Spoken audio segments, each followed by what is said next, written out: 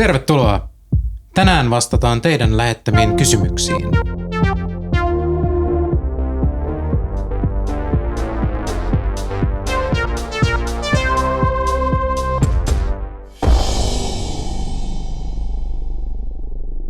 Jes, sitten siihen parhaimpaan kohtaan, eli teiltä on tullut kysymyksiä.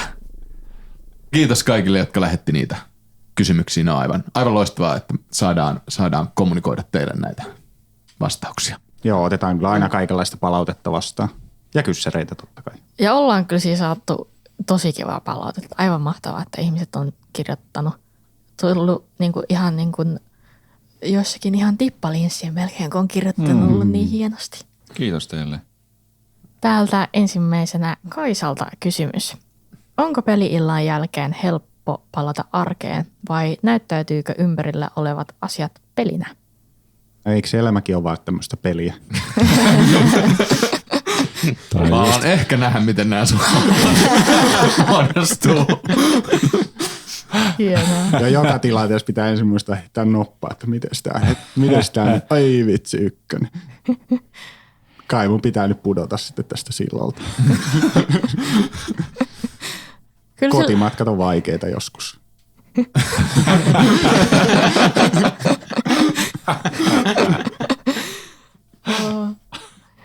Kyllä sille joskus on vaikeaa saada ehkä heti uneen päästä kiinni, kun jos on ollut joku stressaava tilanne tai joku sellainen tosi jännittävä tai pelottava. Tai... Mä näin itse asiassa toissapäivänä myöskin unta, että me oltiin äänittäessä ja me äänitettiin joku 45 minuuttia, sitten me tajuttiin, että meillä ei ollut mikkejä. Kyllä me ollaan niin hyviä kokeneita tässä. Miten tämä olisi mahdollista? Että, hyvä unta. Joo.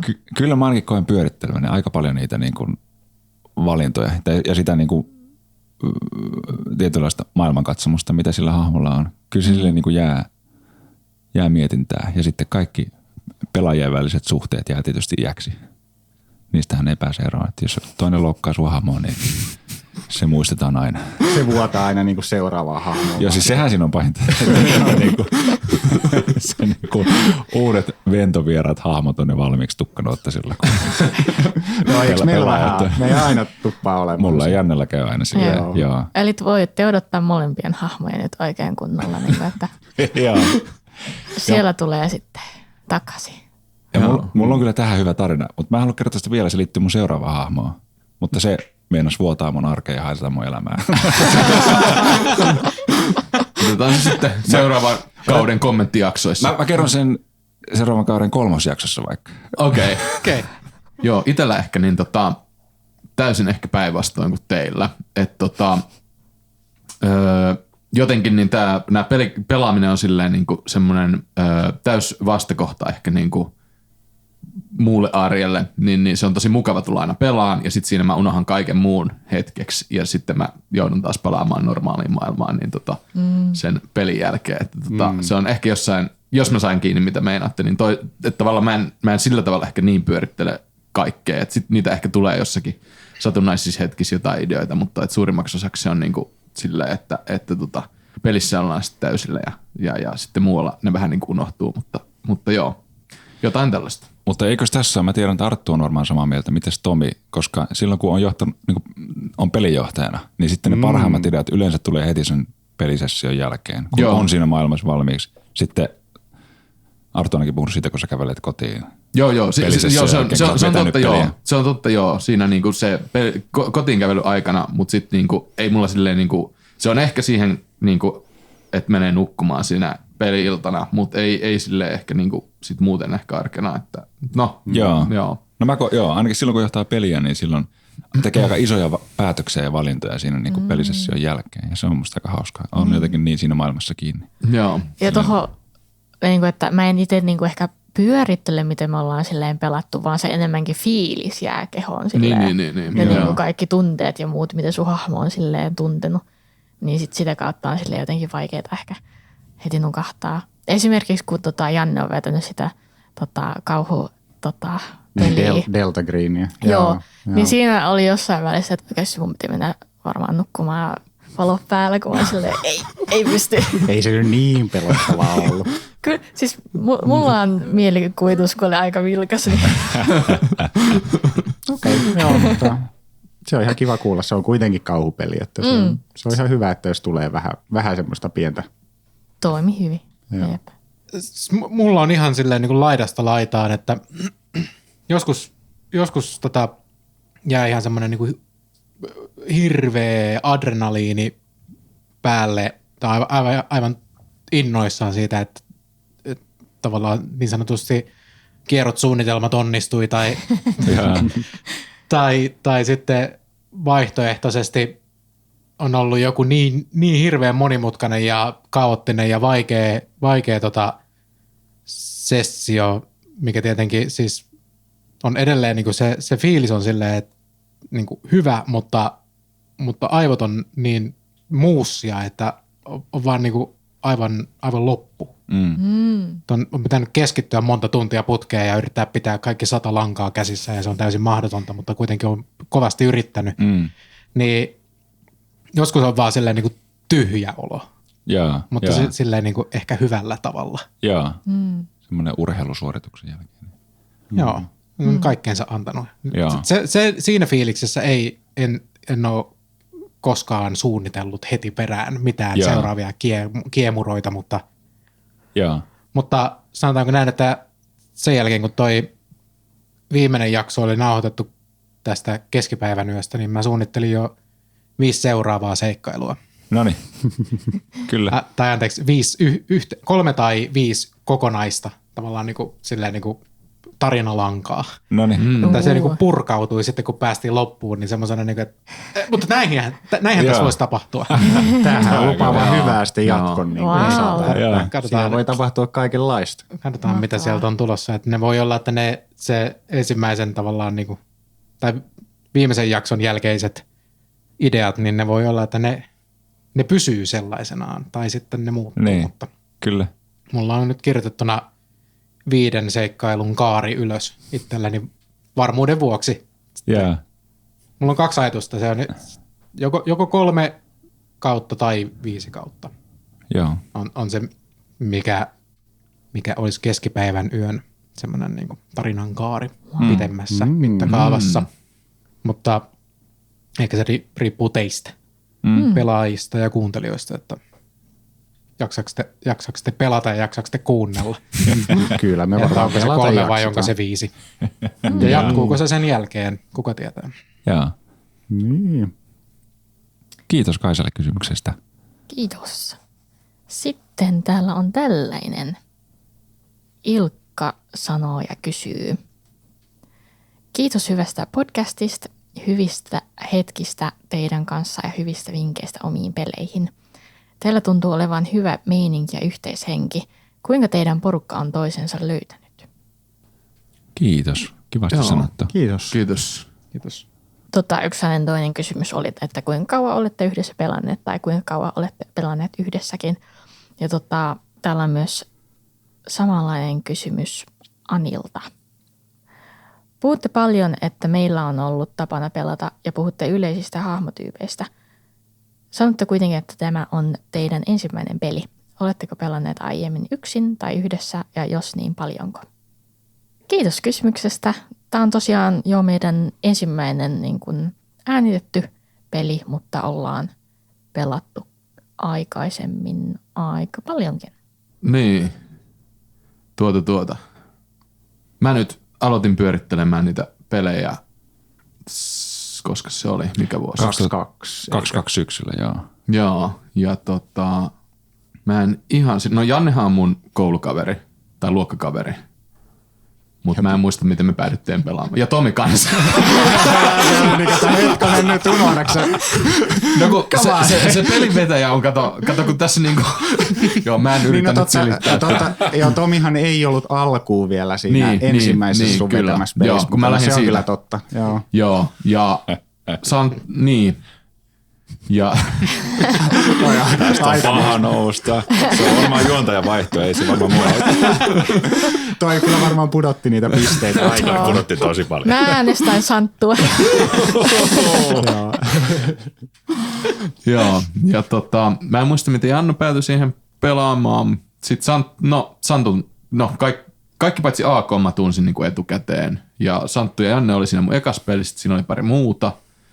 Mä GM:sin sitä ja siinä olisiko me vuosi me oltiin ehkä pelattu tai jotain semmoista. Eli siinä oli minä, Arttu ja Janne, oltiin siinä ekassa ja sitten pari muuta ja sitten Tomi tuli seuraavaan. Joo, vuoden jälkeen. Ja sitten tuli AK. Niin, saatiin ensimmäinen tarina tavallaan se Artun vetämä päätökseen ja sitten kun aloitettiin seuraavaa, niin Tomi tuli siihen sitten ja sitten Tomikin innostui vetämään pelejä, niin sitten AKkin tuli mukaan. Sitten Joo, Tomi rupesi vetämään kamppista ja AK tuli siihen mukaan jossain kohti. Joo. Ja Vaasastahan me ollaan tuttuja sitten muuten. Joo. Tomin mä oon tuntunut 15-vuotiaasta asti, Artun 16-vuotiaasta ja Janne varmaan sillä hujakoilla kanssa. AK:n tutustuttiin varmaan täällä Helsingissä vasta sitten. Niin, jep. AK on ollut myös kuvaamassa yhtä bändikeikkaa Okei. Vaasassa. Ahaa, okei. Joo. Kyllä me ollaan tavattu niin kuin aikaisemmin, mutta sitten tutustuttu silleen joo, niin kuin aivan. siinä. Mutta joo, tosiaan mä oon itse Tomin tiennyt niin kuin ennestään Joo. pitkään aikaa, mutta sitten tulin tähän näin ja tutustuin muihin.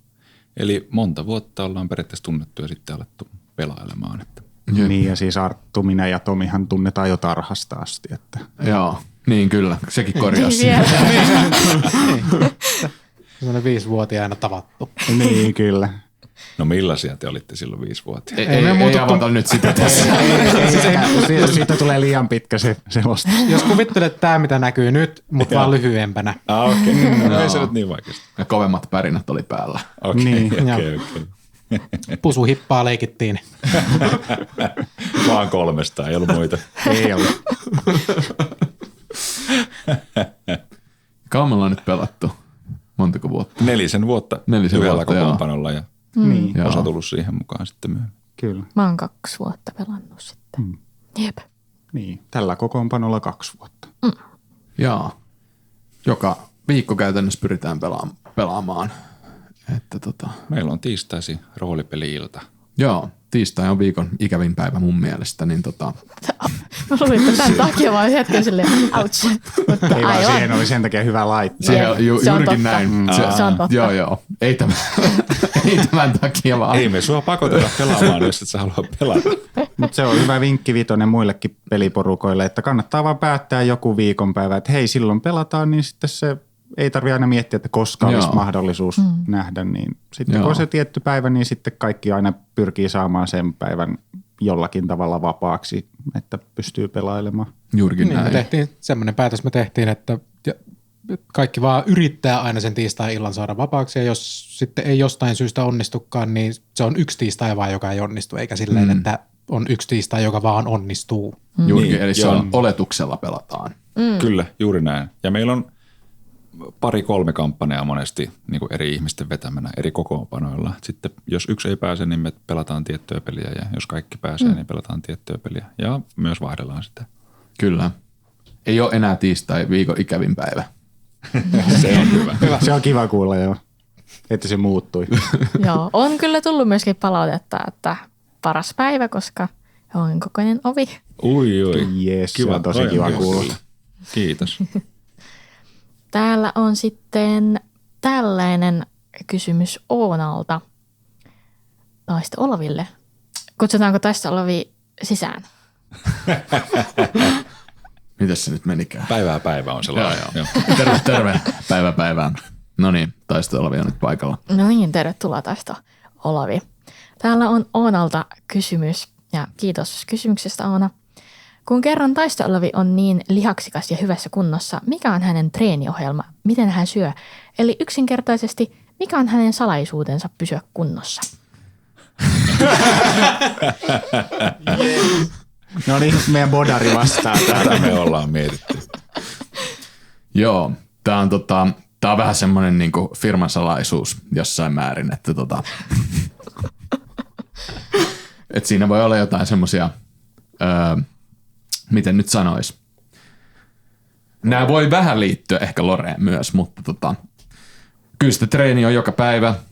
2 kertaa, sit syödään paljon. Toki tuossa kampanjan aikana ei tainnut tapahtua yhtään mitään, että mitään näistä. Se on sama niin kuin harvoin tulee rooli pelattua sitä vessassa käymistaukoa. Niin. Mutta kyllä se näin. tuli sieltä. Kerran Kyllä se tuli tuli. kerran ainakin. Se on Ja oli niin niinku tulikin. pakko. Kyllä sen oli pakko se Santun päästä ottamaan se sieltä se vessassa käy. Kyllä, mutta mä oon ollut vähän tämmönen, että se fysiikka vaan pysyy jotenkin kasassa. Ja ehkä siellä voi olla jotain vinkkejä siellä tarinassa kanssa. Mutta mehän myös taisto-olavilla taisi olla se herbalistin, mikä työkalu se taito. Joo, se oli näitä taitoja, jotka ei tullut taistolamista ilmi. Että hän on tosi kova herbalisti. Ja hän on tämmöinen niin Eli onko se sitten kuitenkin niinku kasvisdietillä? Mutta sitten varmaan jotain papuja, josta saa sitten oikein hyvin sitä Mä en muista. protskua. Ei sitä ole määritelty ehkä. Joo. muistaakseni Se enemmän liittyy siihen, että hän tykkäsi pyörittää jotain puutarhaa ja yrttejä ja semmoista. Niin. Tämä voi olla se introseikkailussa maininta ainakin siitä. Siinä voi olla ehkä jotain pientä siellä. Tämä on Tekeekö se jotenkin mielenkiintoista. lisäaineita? Ei, taistolava ei semmoiseen alentuisi. Niin, taisto-olavia on, se on luonnonmukainen. No niin. Oman maan kasvattamia yrttejä ja porkkanoita. Joo, mutta mä yritän keksiä tähän jotain läppää. Hildemorg juoksee nyt paikalle haastattelutilanteeseen. Täällä Taisto-Olavi näyttää niitä liikkeitä, millä hän pysyy kuosissa. Juuri Etikö niitä. hän näyttää jo? Niin, taisi olla, voit vähän näyttää meitä. Näytätkö tänne päin? Joo, Käydään tänne näytä päin, meille niin vähän. nähdään. Jos meet Hildemort vähän sinne kauemmas. Okei. Ensin tälleen vähän kyykätään. Huh, huh, huh, huh. Hildemorg pyörtyy siellä selän takana. Sitten, Kyllä ne lihakset pullistelee siellä. sitten tässä on tää äänityspöytä, niin voidaan tätä vaikka nostella. Tälleen näin. Hoja, hoja, hoja. Oi, tää on kyllä, laita sitä, joo. Noin, kiitos, hyvä. Joo, Yes, mä voisin lähteä jatkamaan tonne muualle. Tää yleisö alkaa tässä olla vähän liikaa mulle. tänne on kyllä vähän tullut paljon ihmisiä nyt, että Mutta kiitos sinne niin Oonalle. Kiva tavata faneja. ja Oona sanoi myöskin, että kiitos nauruista, ootte best. Kiitos Aana. Kiitos. Kiitos. Kiitos. Ai että, kiva kun kuuntelit. Täällä on vielä sitten sellainen hassu kysymys Aakolta. Mitkä on teidän lempiovet ja teidän hahmojen lempiovet? No Hildemorg tykkää totuusministeriön ovista. Ne on ne parhaat. Ja ulkopuolelta. Eli sisään mennessä, ei poistuessa. Okei. Taistolavi tykkää semmoisista sopivan paksuista puuovista, joista voi vaikka tarvittaessa rynniä suoraan sisälle yllätyksellisesti ja tosi hienosti. Myös semmoiset ovet käy, jotka voi potkasta sisään tai repiä auki. Tai semmoinen, jonka läpi voi heittää vaikka jonkun.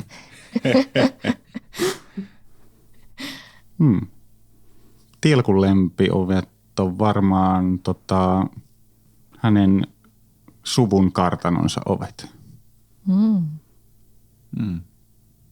Venaksen lempiovi tai ovet on Pyhändelaksen seurakunnan temppelin ovi ja sitten myöskin minkälainen siinä aikaisemmin oli Rekniksen temppelin ovi, joka on nyt sitten Reknovesi.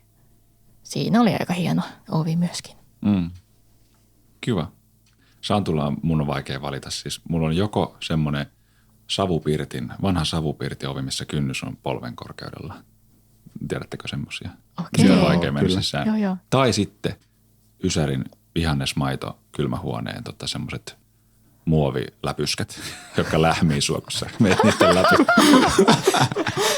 Oh my god, Ja toi mitä on tämä tosi hyvä. kertoo susta ihmisenä? Mä tykkään, että mun kosketaan.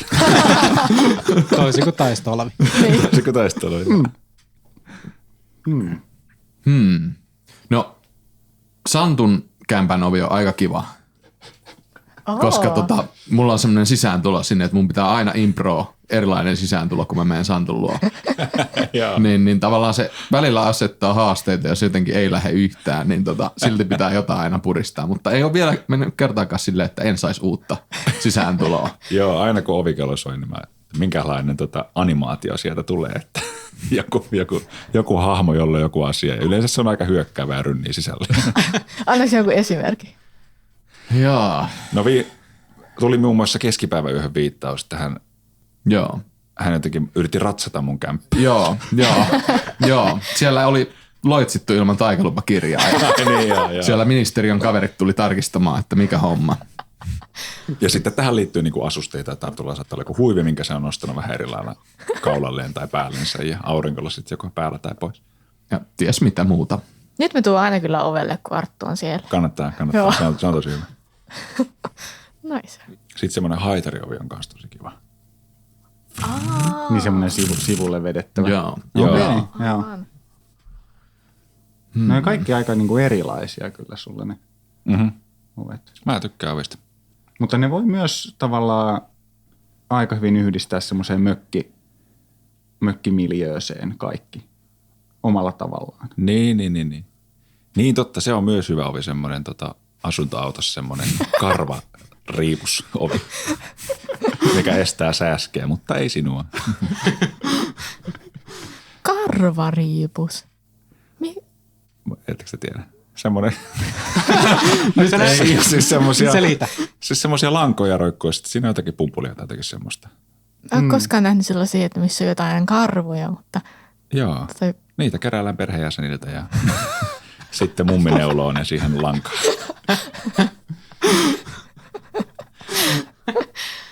Ai.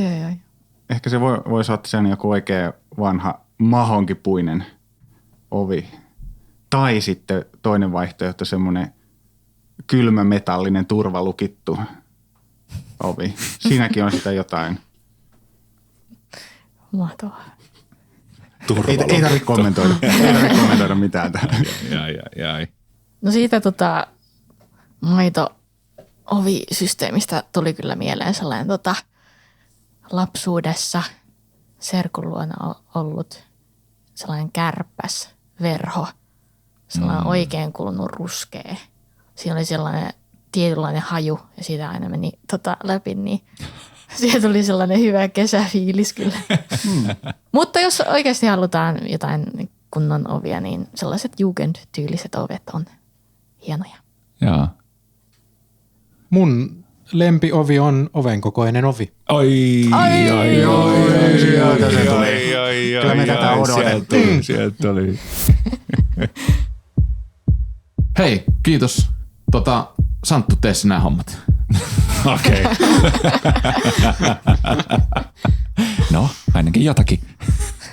Hei, tähän loppuun eräs kuulija Jessi laittoi meille aivan ihanan viestin. Kiitoksia sulle, oli kauniita sanoja.